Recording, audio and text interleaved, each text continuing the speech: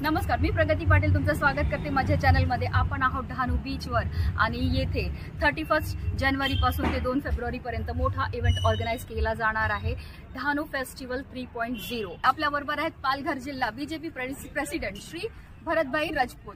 तर सर, उद्या होणाऱ्या मोठ्या इव्हेंट बद्दल थोडक्यात माहिती सांगा प्लीज। सर्वांना नमस्कार। हा डहाणू नगर परिषदचं हे 3.0 हे तिसरा वर्ष आहे फेस्टिवलचं।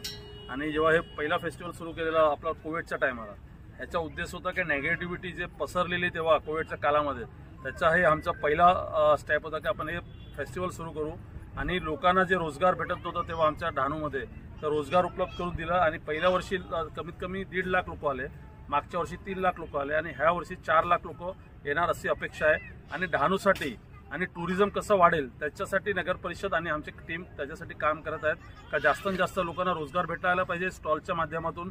आणि डहाणू